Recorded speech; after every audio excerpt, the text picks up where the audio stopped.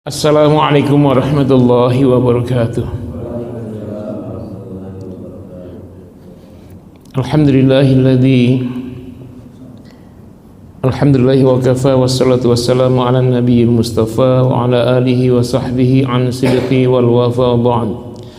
Faqad qala Allah ta'ala fi kitabihil karim a'udzu billahi minasyaitonir rajim.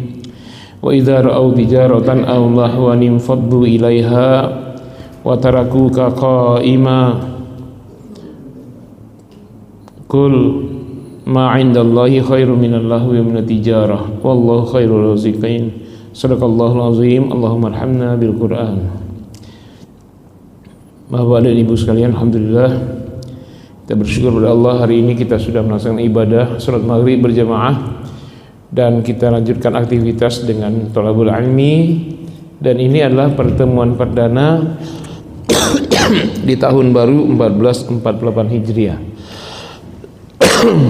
Baru hari ke-13 ini ya, 13 Muharram 1448 Hijriah, artinya 1448 tahun yang lalu Nabi kita hijrah ke Madinah. Salawat dan salam semoga terlimpah tercurah buat baginda tercinta Nabi Muhammad SAW yang telah membawa kita hijrah dari kebodohan kepada akal sehat. Pada kesempatan ini kalau saya ingin menyampaikan terkait hijrah ini, saya kasih judulnya yang terlupakan. Sepenggal kisah hijrah yang terabaikan. Maksudnya kisah hijrah itu panjang Pak, kalau dibikin kitabnya, tarikhnya bisa 5 jilid. Ceramahnya sering, setiap kali tahun berhijrah pasti banyak ceramah dari berbagai ustadz. Tapi saya ingin mencari satu momen yang jarang sekali disampaikan para ustadz ketika menceritakan bagaimana hebatnya hijrah, ya, mempertaruhkan nyawa untuk merubah dunia.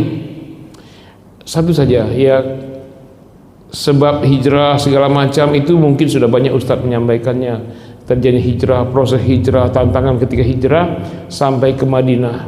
Nah, sampai ke Madinah Nabi membangun masjid, pertama Masjid Quba, yang kedua Masjid An-Nabawi. Setelah itu kisah ini para ustadz menyampaikan kepada kita semua dan juga di buku-buku sejarah.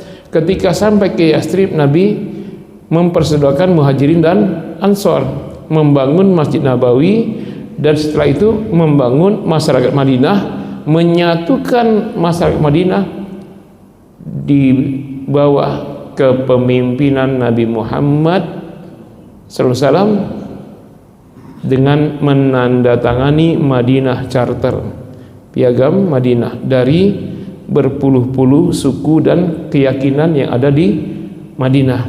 Ini yang saya katakan yang terlupakan. Ceritanya nggak begitu.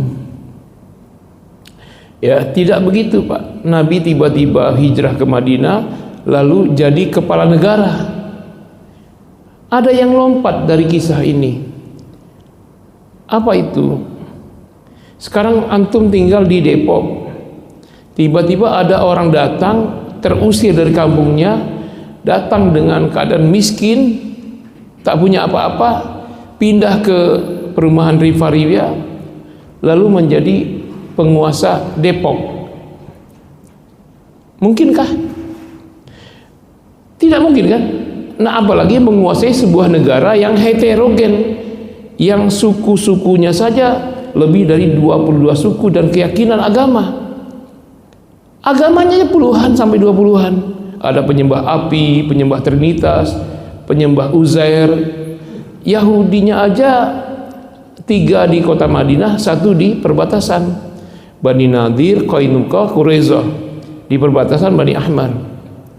Ada Nasrani Najran, ada penyembah api, penyembah berhala, penyembah Trinitas, dan mereka sudah lama bercokol di sana, baik pribumi maupun suku-suku datangan. Mereka sudah ratusan tahun di sana.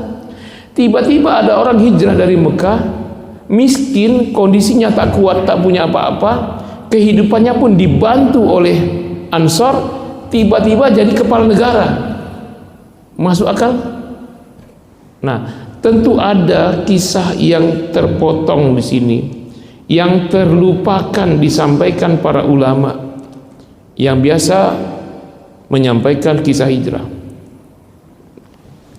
Jadi begini, ketika sampai ke Yathrib, namanya Yathrib ya, belum Madinah waktu itu, Nabi Muhammad dengan segala perjuangannya hijrah dari Makkah ke Madinah, lolos dari berbagai pembunuhan, dari pembunuh bayaran itu selama 8 hari, lengkapnya 12 hari, karena Nabi di Madinah mampir dulu di Kuba, selama 4 hari, dakwah sebentar, orang-orang Kuba semuanya masuk Islam. Mu'alaf ini bangun masjid Kuba selesai 4 hari, mu'alaf bikin masjid selesai 4 hari. Antum bikin masjid berapa tahun selesainya? Nah, karena istimewanya, maka antum kalau lagi umroh, sholat di sana 2 rakaat sama saja pahalanya dengan umroh. Kalau antum dapat 2 kali 2 rakaat 2 kali salam, antum dapat pahala 2 kali umroh. Saking istimewanya Masjid Kuba ini. Dari sana Nabi bertolak ke dalam kota Madinah. Memang iya, Nabi baru datang ditawarkan oleh penduduk Ansor yang terdiri dari Aus dan Khazraj. Ya Muhammad, tinggallah di rumah saya besar. Ya Muhammad, tinggallah di istana saya. Ya Muhammad, tinggallah di villa saya. Diberikan rumah, diberikan fasilitas, kendaraan, budak-budak yang membantu, semua. Kalau Nabi mau, langsung Nabi dapat keistimewaan. Tapi Nabi mengatakan, tidak, biarkan onta saya berjalan. Nanti di mana dia parkir, di situ kita bangun masjid dan saya akan tinggal di situ. Ontanya parkir di tanah kosong milik anak yatim kembar Sahal dan Suhel. Maka Nabi membangun Masjid Nabawi di situ. Itu dulu, bangun Masjid Nabawi di tanah anak yatim piatu si kembar Sahal Suhel.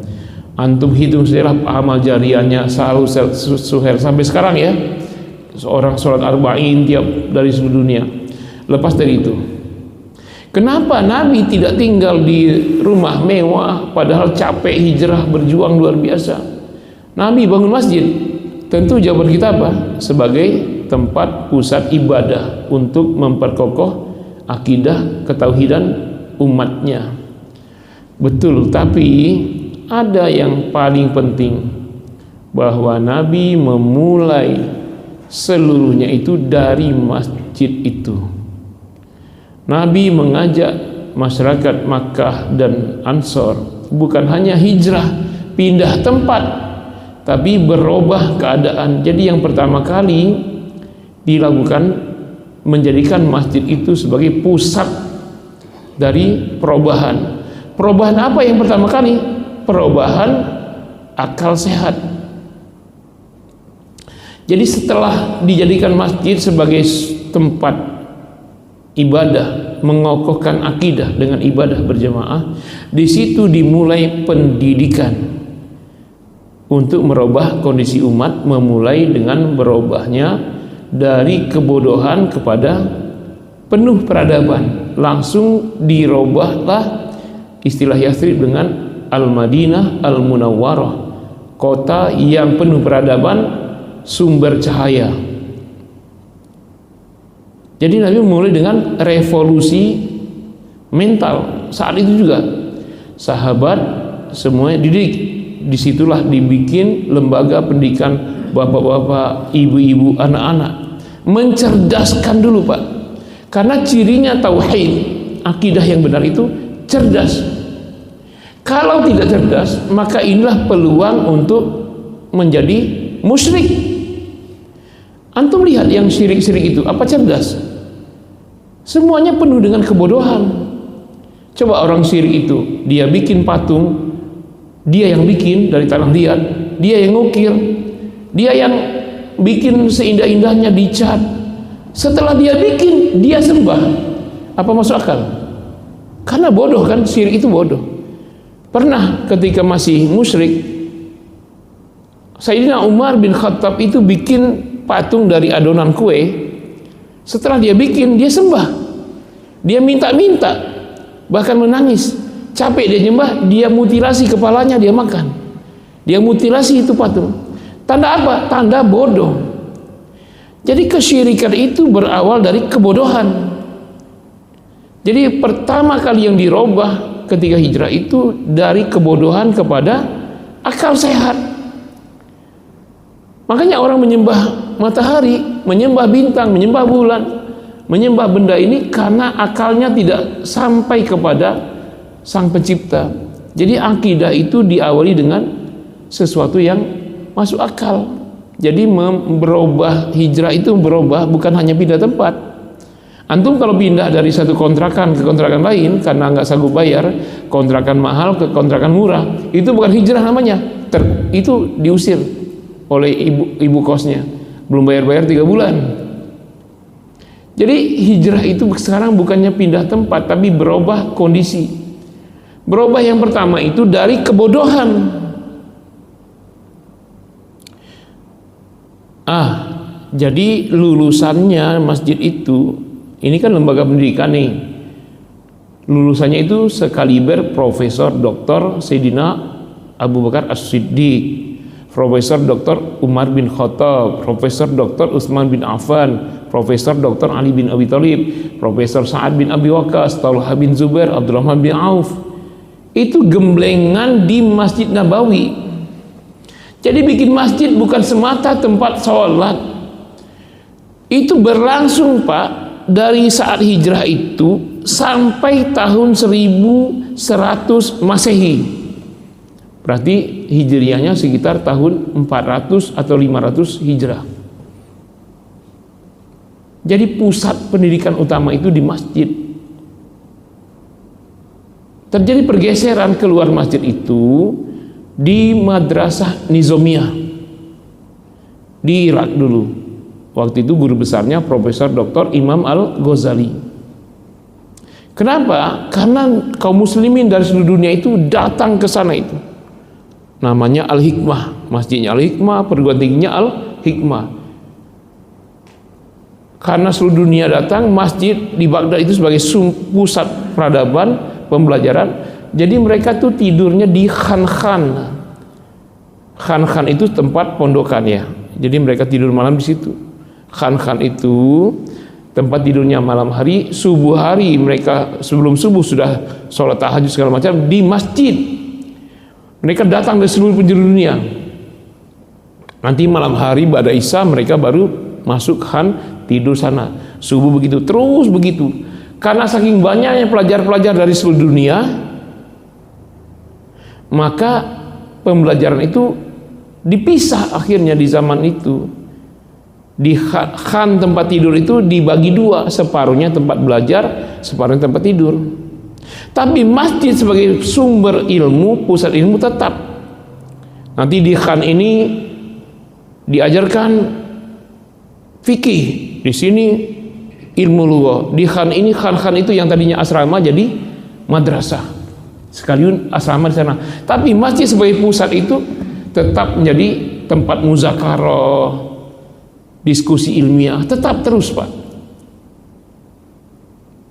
Nah, lama kelamaan itu disalin sampai di Indonesia jadi pesantren. Itulah sumbernya pesantren itu. Makanya pondokan-pondokan itu bukan asli kita Indonesia, itu mencontoh dari Baghdad itu kan. Nah, mulailah, tapi terjadi pergeseran di zaman penjajahan. Masjid steril dari pendidikan, hanya tempat ibadah sholat, sementara untuk pembelajaran di kelas-kelas. Ini sebenarnya berbeda dengan semangat di zaman Rasul ketika hijrah pertama kali. Masjid ini sumber peradaban. Orang-orang cerdas keluar dari masjid. Imam 4, Imam Malik, Imam Syafi'i, Hanafi, Hambali itu adalah lulusan masjid. Kalau ahli-ahli pemikir, filsafat, ahli kedokteran, Ibnu Sina, Al-Khawarizmi, Al-Farabi, Al-Kindi, semua itu lulusan masjid semua itu Pak. Nah, bagaimana kondisi kita sekarang? Kalau kita sekarang sholat kita di masjid, tapi sekolah kita di ujung Depok sana.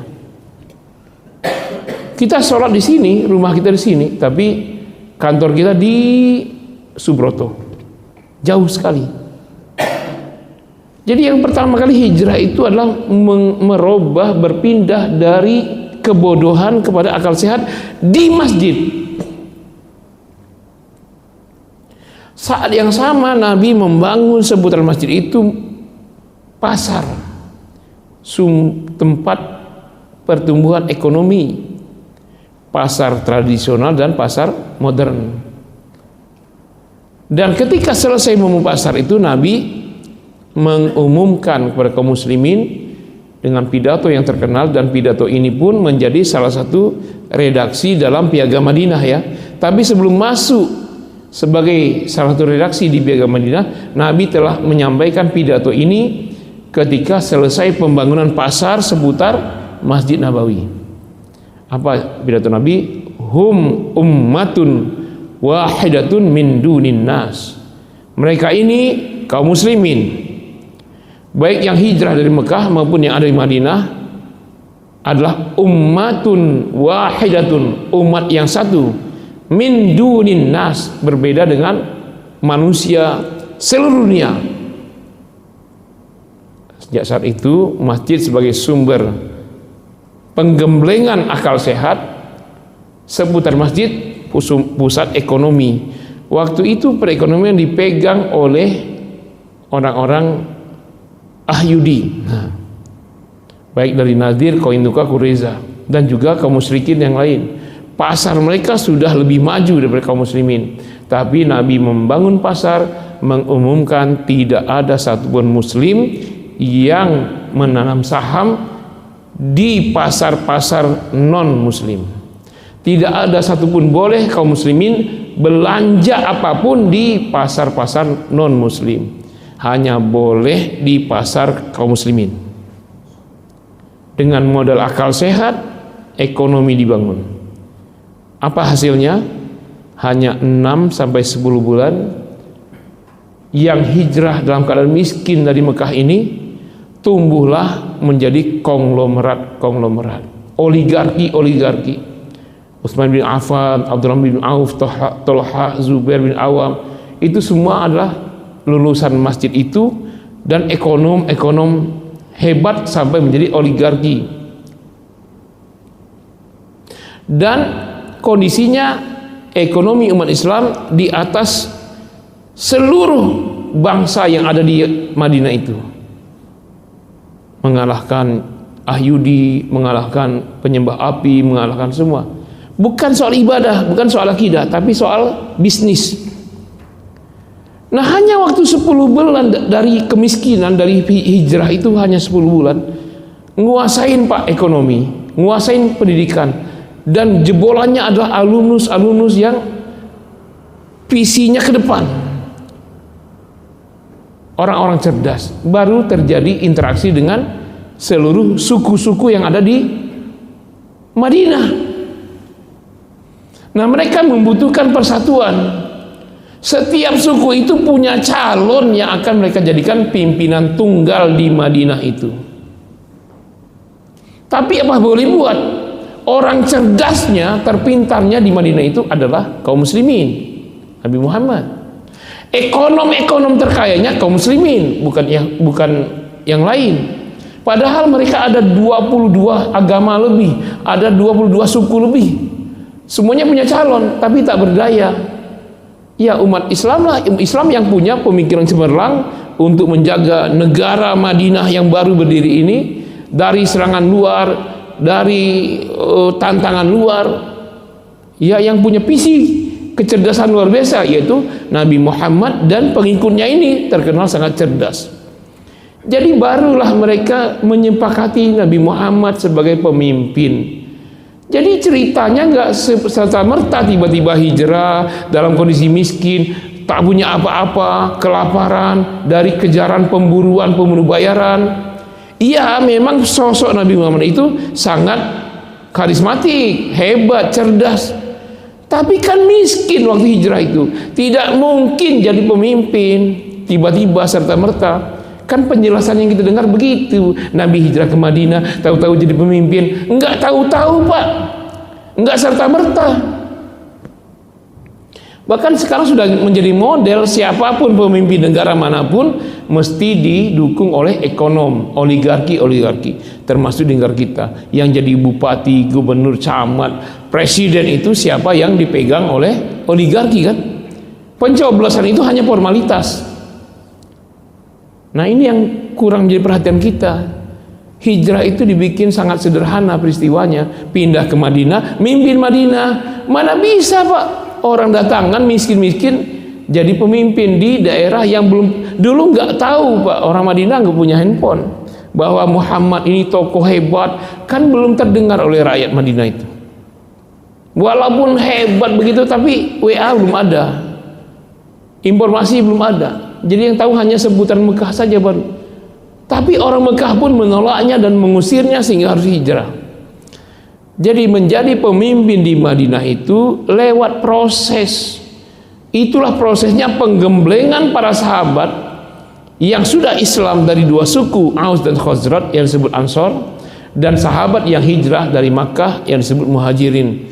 Dirombak dari yang tidak bisa baca bisa baca, yang sudah setengah pintar jadi pintar, yang sudah pintar jadi jenius, kemudian yang miskin punya semangat usaha, entrepreneur, dan kuncinya mereka tidak menanam saham di pasar-pasar non-muslim.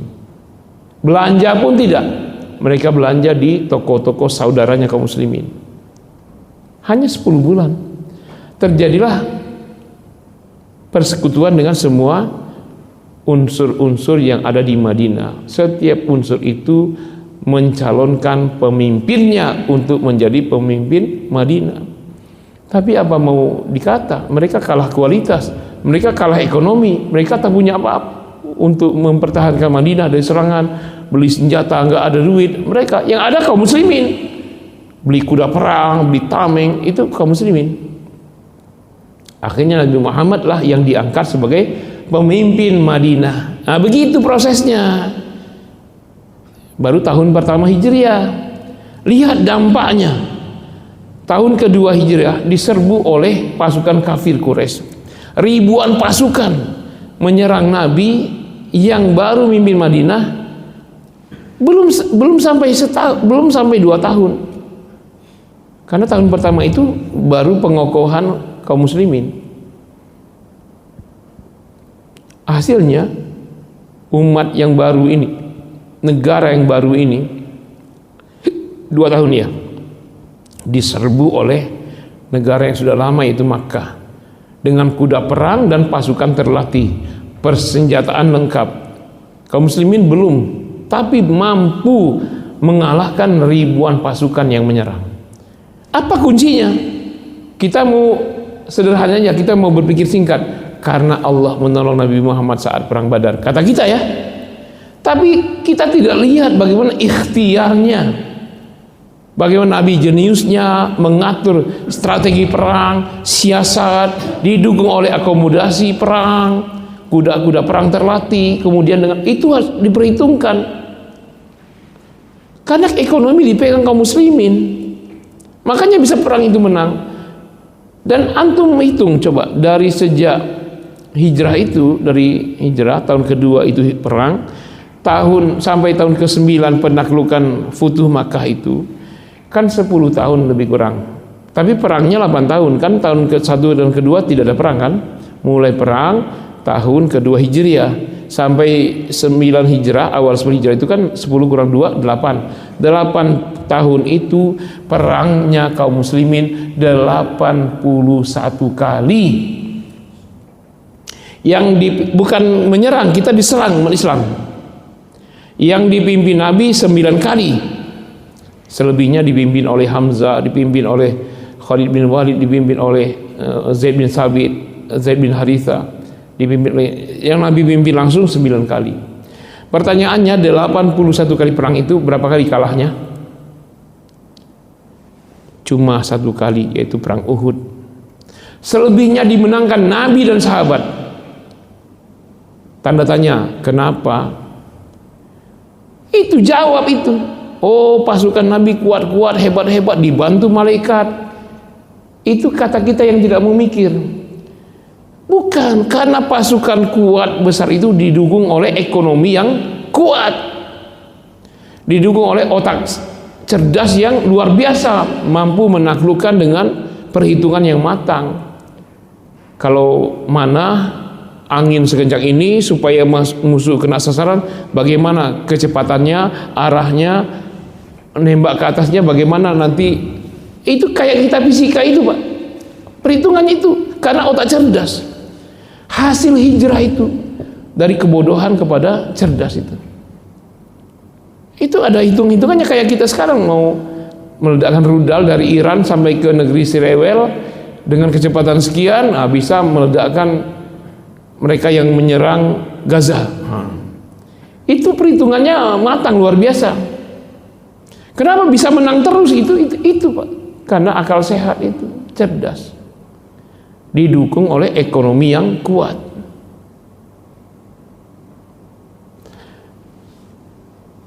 Yang memusuhi Nabi di Madinah itu banyak semua, bahkan ingin menjadi pengkhianat, membunuh Nabi, menikam dari belakang. Setiap saat mengkudeta Rasulullah itu, musuh Nabi itu luar dalam dari Madinah. Kelompok-kelompok Ahyudi, Bani Nadir, Qainuqa, Quraiza. Sekarang kalau ngomong Yahudi, nah saya tersebut itu disensor di YouTube, nggak boleh. Jadi sebut aja istilah mereka Ahyudi, Sirewel, Mamas Rika gitu. Itu masuk tuh. Tapi kalau sebut nama negaranya nggak masuk di YouTube, Pak. Hebat sekarang ini ya. Jadi bayangkan di tahun kedua itu diserang, tahun ketiga Bani Qainuqa ini menghina seorang muslimah di pasar Yahudi, ditarik jilbabnya sampai terbuka auratnya. Ketawa-ketawa mereka semua. Ada seorang muslim melihat ini Yahudi yang menarik pakaiannya muslimah, diduel sama dia, mati Pak, mati yang melecehkan muslimah itu. Tapi dia dikeroyok oleh satu pasar orang, sudah sebut saja Yahudi lah, biar nggak masuk itu nggak apa-apa lah. Dan dia syahid. Mendengar ini Nabi murka. Akhirnya terjadi pengepungan selama 15 hari. Mau perang sekarang atau keluar dari Madinah. Akhirnya mereka berpikir, tidak berani. Akhirnya hari ke-15 mereka keluar dari Madinah, terusir. Mereka hanya boleh bawa bekal untuk sampai ke Syam dan tidak boleh kembali ke Madinah. Tahun ketiga Hijriah, pengkhianat ini dari Yahudi, Bani Qainuqa. Kenapa? Karena mereka tahu berhitungan, tidak mungkin bisa menang melawan Muhammad walaupun mereka penuh dengan pengkhianat dari dalam. Nah itu Bani Nadir itu tahun keempat hijrah terusir karena mereka berkhianat di depan Nabi. Mereka merobek-robek piagam Madinah. Tahun ke-6 Bani Nadir, habis semua Yahudi dari Madinah itu. Kenapa Bani Nadir ini berkhianat, bersekutu dengan para musuh yang menyerang Madinah dari luar? Mereka ikut musuh. Akhirnya habis tahun ke-6, bersih dari unsur-unsur Yahudi. Coba lihat pidato Nabi, belum pidato, ketika perang tahun ke-6 Hijrah itu diserbu bukan hanya oleh kafir Quraisy, tapi pasukan sekutu seluruh dunia, termasuk dari pasukan Persia dan Romawi, dua negara adidaya yang sudah ada 600 tahun ikut dengan kafir-kafir Quraisy dan seluruh unsur kafir lainnya menyerang Nabi sendirian di Madinah tahun ke-6 Hijriah awal. Dan dari dalam Yahudi yang tersisa ikut juga pasukan kafir itu. Apa hasilnya? Kaum muslimin bisa memenangkan perang. Negara yang baru berumur 6 tahun mampu mengalahkan negara adidaya, dua negara sekaligus yang berumur 600 tahun. Unsur dari Persia dan Romawi kerjasama dengan kafir Quraisy dari Mekah dan lain-lain. Begitu hebatnya Pak. Oh, kan Nabi Muhammad itu ditolong malaikat, ditolong ini. Enggak, ini perhitungannya betul-betul manusiawi. Nah, coba saksikan. Tahun ke-6 Hijriah, orang kafir meninggalkan medan perang dengan harta rampasan perang yang sangat banyak. Ada ribuan ekor onta, ribuan ekor sapi dan domba, tanah yang luas, subur, emas peti emas yang banyak sekali. Semua dibagi kepada sahabat-sahabat yang perang. Lalu Nabi pidato ketika membagi rampasan perang. Al-an nakhruju naghzuhum. Mulai sekarang tahun ke-6 Hijriah kita yang keluar.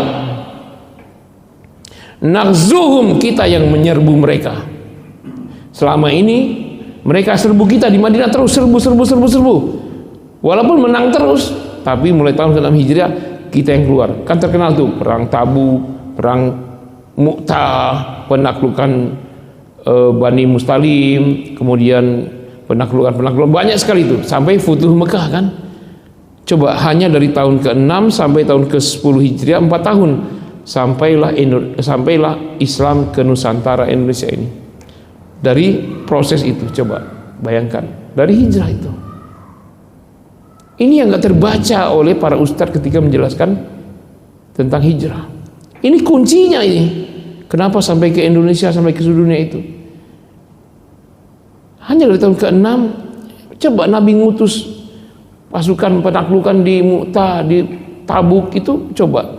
Kita cuma 20.000, lawan kita berapa? 200.000. Kita cuma 20.000, lawan kita berapa? 300.000. Mampu dikalahkan. Itu kalau coba perjalanan dari Madinah ke Tabuk itu berapa? 750 kilo. Nggak ada mobil, nggak ada pesawat, nggak ada. Dengan pasukan berkuda dan jalan kaki.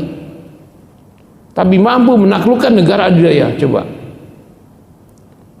Itu karena support dari orang-orang kaya kaum muslimin. Baru awal tahun ke-10 penaklukan Futuh kota Mekah. Semuanya, dan Nabi tidak wafat kecuali seluruh jazirah Arab telah bergabung menjadi Islam semuanya. Wa raitan nasa yadkhuluna fi dinillahi afwaja. Itu dampak dari hijrah itu. Nah, kalau kita gimana? Bagaimana masjid kita sebagai pusat mencerdaskan apa tidak masyarakat hijrah? Di mana kantor kita? Di mana pasar kita? Sekitar masjid apa enggak? Jauh. Kantor kita di mana, masjid kita di mana? Sekolah anak kita di mana, masjid kita di mana? Di zaman Nabi tidak begitu. Ya. Di mana belanja kita? Nabi melarang sahabat belanja di pasar Yahudi, pasar non muslim. Satu pun sahabat enggak ada yang belanja. Karena itu enggak perlu boikot, memang enggak pernah belanja. Nah, kalau kita pakai boikot ya.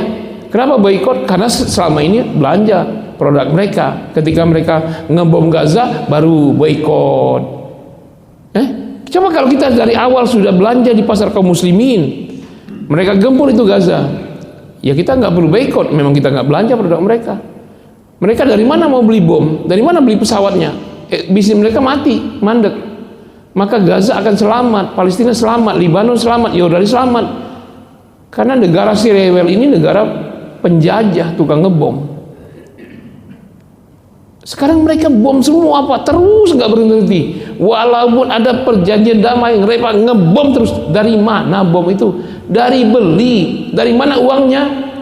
Dari kantong kita. Coba antum simpan uang di mana? Bank konvensional apa bank syariah? Itulah sumber dana mereka. Produk mereka coba. Ngopi doang satu gelas. Ya. Starbucks misalnya berapa coba? Bayangkan satu gelas itu bisa ratusan ribu. Antum beli produk muslim Starbike sepeda itu 4.000 cuman.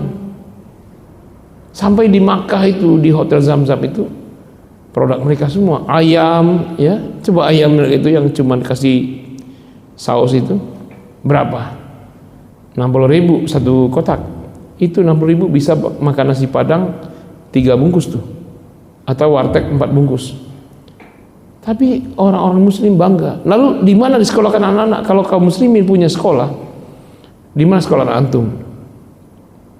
Banyak sekolah-sekolah non muslim itu hidup dan berkembang dari dompet kaum muslimin. Coba, bahkan uang pangkalnya itu bisa puluhan juta, bahkan ratusan juta. Ada yang bahkan perguruan tinggi mereka itu uang pangkalnya untuk S1 itu 1 miliar. Kaum muslimin masukkan anaknya sekolah di situ. Coba dengan uang pangkal begitu mereka punya dana yang besar. Ini kan tahun ajaran baru ya. Saya mengalami satu kondisi dengan 2 kejadian. Saya tiap hari Senin sampai Kamis itu bolak-balik ke BSD, Pak. Pengajian ibu-ibu jam 9 di masjid, Senin di masjid ini, Selasa di masjid ini, Rabu di masjid ini ya. Pengajian ibu-ibu itu mulainya jam 9 duha. Nah, ke sana kan setiap hari itu berangkat dari Ciputat jam 8 ya. Kadang-kadang sampai itu. Nah, ke sana itu, ke masjid mana itu? Sekolah-sekolah non-muslim bertumbuhan, berjamuran, Pak. Dan antum tahu, sekolah itu tidak berdiri sendiri, selalu saja di sampingnya tempat ibadah mereka. Kita nggak masalah soal itu ya. Tapi masalah kita bagaimana sekolah muslim? Sekolah muslim berjatuhan, rontok satu persatu. Ambil contoh aja, saya sebut nama, nggak apa-apa lah, mau disensor aja. Misalnya di BSD itu ada namanya Solideo, Stella Maris, Era Elabora, kemudian Saint John's, kemudian Macron, kemudian banyak sekali Pak bertumbuhan. Binus, uang pangkalnya aja bisa ratusan juta coba. Itu dari dompet kaum muslimin. Ada sekolah muslim uang pangkalnya cuma 4 juta. Itu pun yang masuk nawar lagi sekolah Islam. Coba, bahkan tahun-tahun ini yang sekolah Islam berjatuhan, sekolah muslim bertumbuhan. Bagaimana semangat hijrah kita? Tiap tahun kita hijrah, peringatan hijrah. Anak kita pendidikan di mana sekolahnya? Dan itu sekolah biasa mereka sangat disiplin. Kalau masuk sebelum belajar duduk di meja, anak-anak kita apa? Anak-anak kita yang sekolah di sana itu. Sebelum kita bilang, marilah kita tundukkan kepala, salam kepada Tuhan Bapa di sorga, Bunda dan Roh Kudus. Nah, nanti begini tangannya 3 titik. Anak kaum muslimin juga gimana itu? Nanti kalau anak kita yang sekolah sana murtad, kita pula yang resah kan? Ini bagaimana hijrah kita kalau begini kondisinya? Ekonomi coba, ekonomi riba, bukan muslimin, ya kan? Nah makanya kalau mereka tiap hari ngebom terus duitnya banyak, dari mana sumbernya? Ya dari kita. Kita memisahkan, kita anggap ibadah itu hanya sholat. Sejak awal Nabi bangun Masjid Nabawi itu tempat peradaban, tempat mencerdaskan, dan itulah pusat ekonomi. Pusat ekonomi itu di Masjid Nabawi. Sampai-sampai Pak, kita salah persepsi ya. Hari Jumat, wah jangan bisnis lah, kan ibadah, hari Jumat ibadah.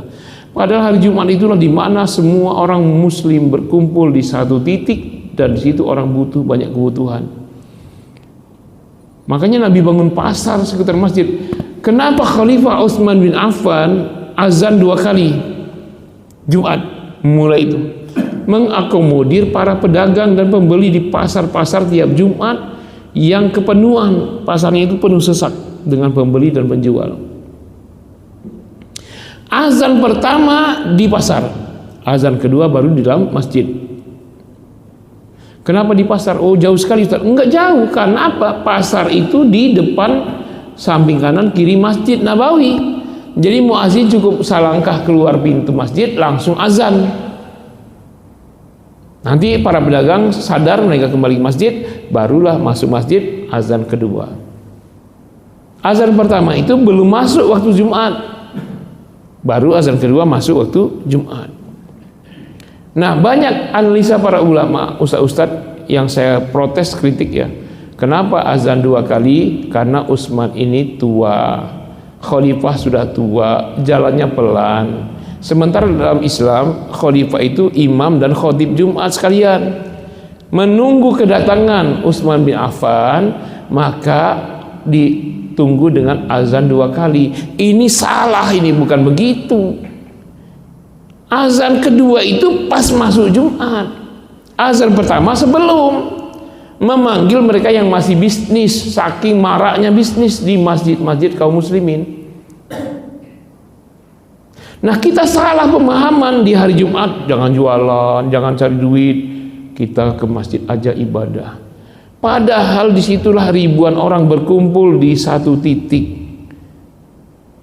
Maka kalau setiap masjid ada misalnya di samping ini toko bangunan, toko ini, jualan ini, warung Padang, ini semua, kan itu. Saya menyampaikan makalah di saat peresmian Koperasi 212 tahun 2012 setelah jutaan orang di Monas dipimpin oleh Habib Rizik itu. Waktu peresmian di Pamulang, saya diminta pembicara dan saya disuruh bikin makalah. Saya bikin 5 halaman makalah. Analisa saya dari surat Al-Jumu'ah ayat 9 sampai 11 terakhir ya, 3 ayat terakhir surat Al-Jumu'ah itu. Itu banyak orang salah paham, dianggap Jumat itu jangan bisnis, justru Jumat itulah menggeliat pebisnis karena bisnis di tangan kaum muslimin. Seluruh dunia, pedagang dunia itu ngambil barang dagangan dari tangan kaum muslimin. Pabriknya itu kaum muslimin, mereka itu agen-agennya. Yahudi, non-muslim semua. Kenapa sampai azan 2 kali itu mengakomodir pedagang yang masih melayani pebisnis yang datang dari luar? Saat azan sudah mau berkumandang. Misalnya ayat 9 nih, Al-Jumu'ah. Ya ayyuhalladzina amanu idza nudiya lis-sholati min yaumil jumu'ah fas'au ila dzikrillahi wa dzarul bai'. Ya hai orang beriman, apabila dipanggil untuk sholat Jumat, maka fas'au, segeralah kalian semua ila dzikrillah, kepada ingat Allah. Wa dzarul bai', tinggalkan dulu jual beli. Dzalikum khairul lakum in kuntum ta'malun. Itu yang terbaik bagi kalian jika kalian mengetahui. Jadi karena pedagang semua di seputar pasar, pasarnya di samping kanan, kiri dan depan Masjid Nabawi. Nah, segera mengamalkan ayat ini, maka Khalifah Utsman membuat azan 2 kali. Azan pertama karena dalilnya ayat ini, fas'au, segeralah ke masjid. Berarti panggilan pertama sebelum waktunya. Azan pertama itu di luar masjid karena saking sibuknya perbisnisan. Baru azan kedua di dalam masjid untuk sholat Jumat. Nah, kita nggak lihat di sisi mengambil alih kesempatan bisnis, kita malah menuduh-nuduh azan Jumat 2 kali bid'ah, Nabi dilakukan. Kalau kita menuduh bid'ah, bagaimana seorang sahabat Khalifah Utsman bin Affan dikatakan bid'ah? Bid'ah itu sesat itu masuk neraka. Ini karena mengakomodir bahwa bisnis ini mesti dikejar, jangan sampai diambil orang lain, agama lain. Ini azan ya. Fa idza qudiyatis shalah, kalau kamu selesai sholat Jumat, fantashiru fil ardi, maka menyebarlah ke seluruh muka bumi, wabtaghu min fadlillah, kejarlah karunia Allah. Habis Jumat maksudnya lanjutkan lagi bisnis.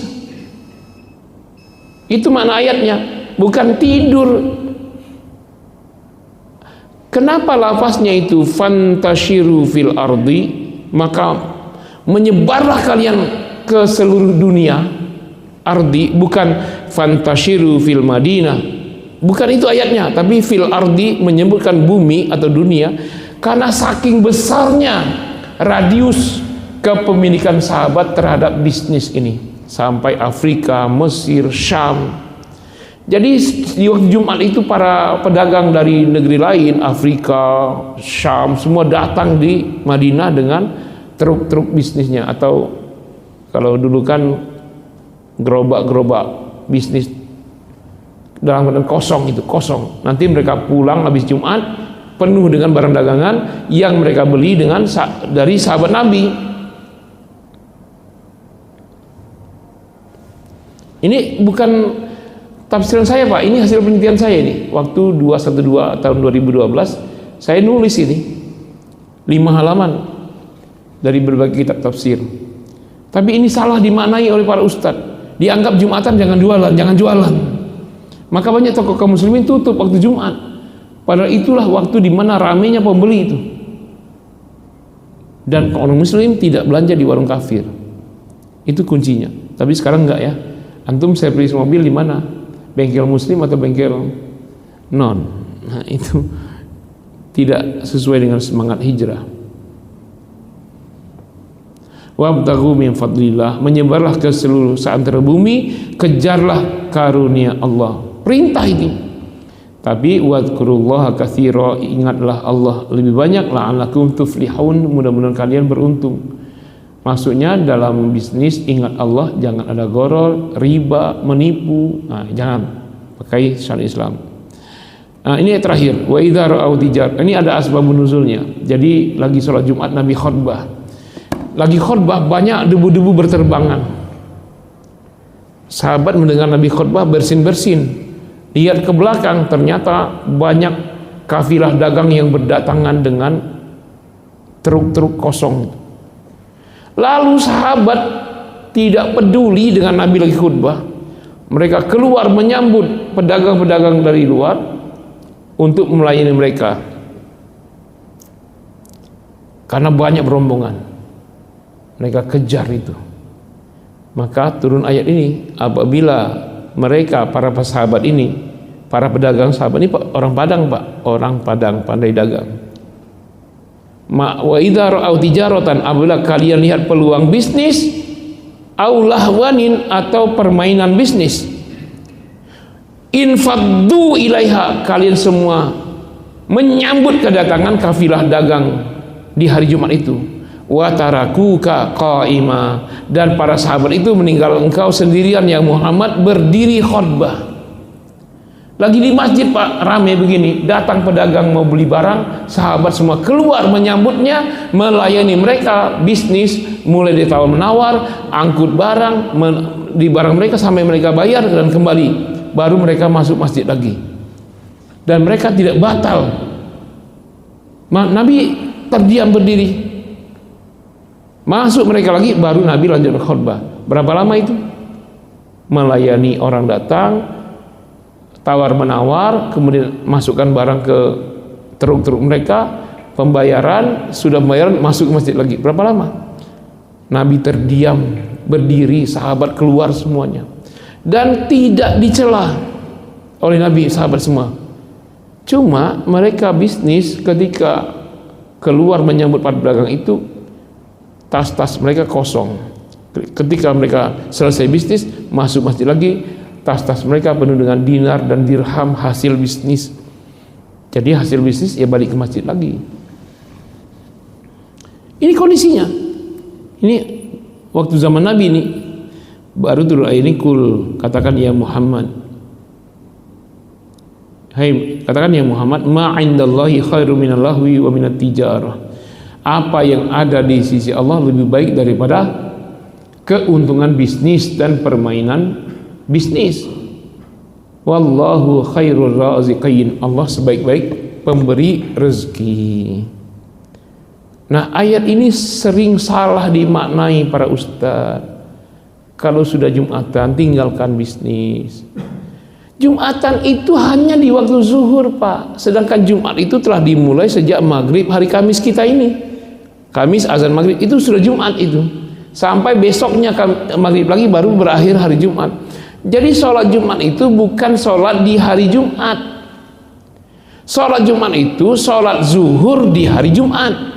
Karena antum sholat Jumat di waktu maghrib tidak sah. Anda sholat Jumat di waktu isya tidak sah. Anda sholat Jumat di waktu asar tidak sah. Jadi sholat Jumat itu sholat zuhur di hari Jumat. Jadi seruan untuk sholat Jumat itu di ayat itu hanya sholat zuhurnya saja. Sedangkan dari pagi itu bisnis menggeliat semua, ambil alih rezeki dari Allah. Dengan cara apa? Penjual dari kaum muslimin, pembelinya terserah dari non muslim, atau konsepnya non muslim yang beli barang kepada kita, bukan kita yang beli barang dari non muslim. Ini terkait dengan keuntungan dan populasi kan. Dari mana? Dari kecerdasan bisnis itu dimulai dengan hijrah dari kebodohan kepada akal sehat. Itu yang pertama kali dilakukan Nabi ketika hijrah. Tapi ini jarang disampaikan dalam ceramah-ceramah, seminar ilmiah terkait dengan hijrah. Makanya kaum muslim memegang kekuasaan sampai 2/3 dunia dikuasai umat Islam 1285 tahun, dari zaman Nabi, Khulafaur Rasyidin, Bani Umayyah, Bani Abbasiyah sampai Utsmaniyah, itu 1285 tahun. Persia dan Romawi paling lama menguasai dunia itu 600 tahun. Islam 2 kali lipatnya. Nah sekarang kita terpuruk lagi. Kenapa? Karena umat Islam nyekolahkan anak, pendidikannya ngutamain lembaga-lembaga non-muslim. Lembaga Islam bangkrut semua. Kita lihat aja kondisi fakta.